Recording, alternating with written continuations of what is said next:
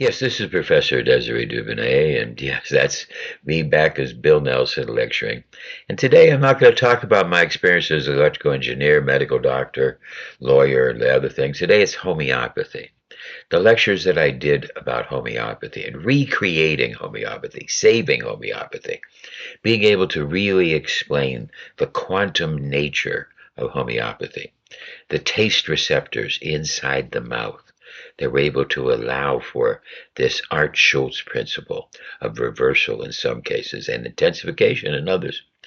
So I was able to do this, and I had gone to Singapore, did presentations back in the 90s, met Luc Montagnier. I had dinner with the Nobel Prize winner, and I was able to teach him about energetic medicine, changed his mind. He spent the rest of his life working with energetic medicine.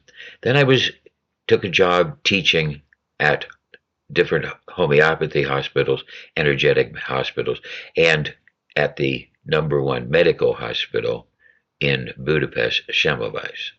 I had developed patents on homeopathy and many other different things. And as a professor, I started looking into it and found out that we've got to get to the sense of natural medicine, the sense of the life force in the natural medicine. Well, here I am today, Desiree Dubonnet. I'm going to talk to you about homeopathy today. Isode homeopathy. This is taking a toxic compound, such as a synthetic or silicosis or silicon or something, plutonium, taking a toxic substance that is not organic,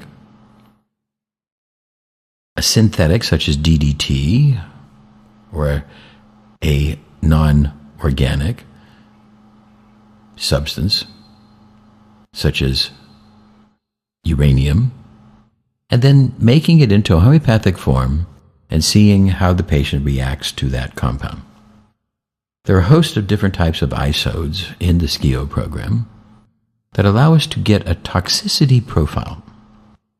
This is very helpful in generating an idea of what the patient's sensitivities to toxicities are.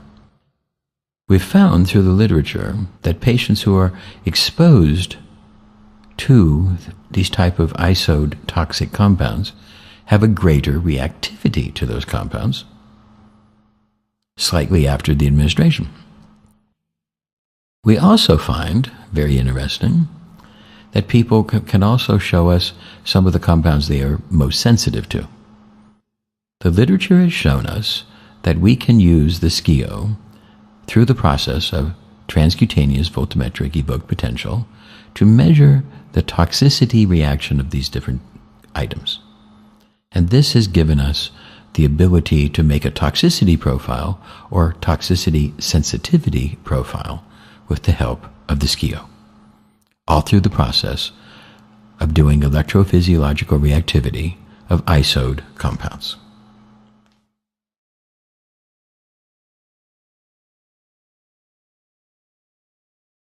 Today we're going to talk about the field of cybernetics, biocybernetics, the branch of science concerned with control systems in medical devices. Okay, now the word cybernetic comes from the Greek word cybernet, meaning the steersman of the boat. In order for him to steer, he has to be able to see, he has to have feedback, see and hear. Now examples of other cybernetic systems are like the thermostat. Because you have a sensor that measures, then you have a controller that will then determine what to do, air conditioning or heat. And then it does a stimulus.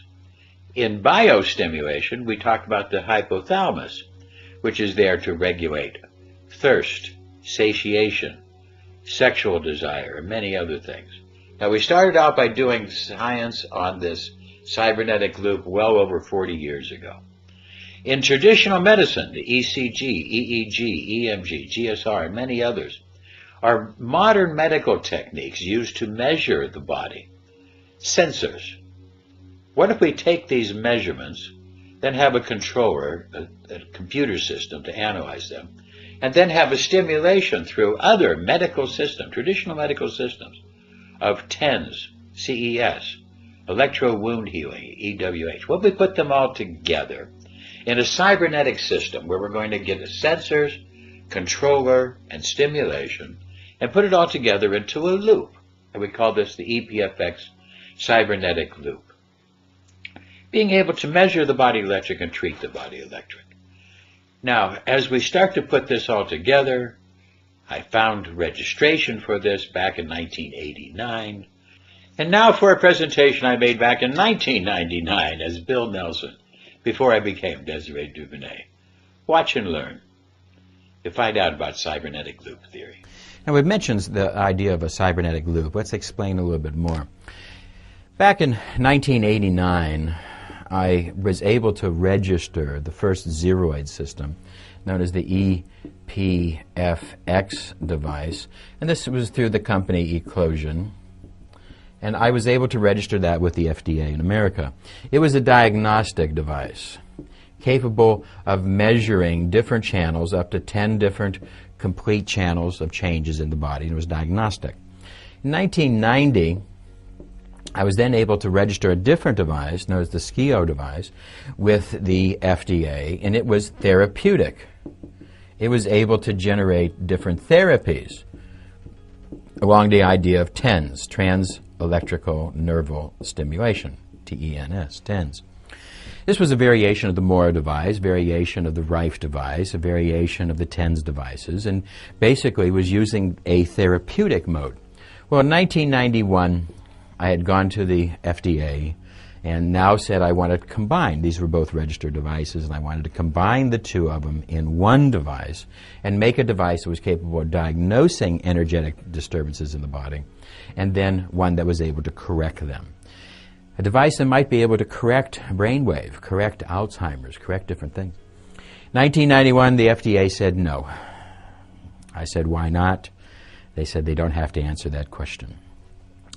So I didn't know what to really do. See, the old-style Eclosion device, the device known as Phasix today, is only a diagnostic device. It does not have the therapy. It was an archaic device. In 1992, I had come to Hungary, and by working with the Hungarian officials, they said, what a wonderful idea. A diagnostic device combined with a TENS device. A device that could measure disturbance in the brainwave and then correct it. A device that would be able to measure electrical disturbances in the body electric and correct it at biological speeds. They said how we might be able to cure many mental diseases, Alzheimer's, epilepsy, many other different things, minimizing the cost of or the need of drugs in the patient. A much more natural, energetic type of medicine. So we were able to register the device in Hungary, and it has a cybernetic loop where we can now measure the body with the computer, and the computer can treat the body. And since the computer's speed is in the a minimum of 200 megahertz, we can see that the computer has very much time to be able to intervene with the body at every millisecond of speed. And the ionic exchange rate in the human body is around 100th of a second. So as different changes are happening in our body electric, as we are responding to our environment, we do so in about 100th of a second. And the device with the cybernetic loop would be able to regulate different processes and help to promote health and biological resonance. So you can see that now we're being able to make a cybernetic loop that can measure the body electric, treat the body electric, and correct the body electric. And this is all done with the EPFX registered system. I hope that you can understand a lot more, and if you have questions, present them to us here at Immune.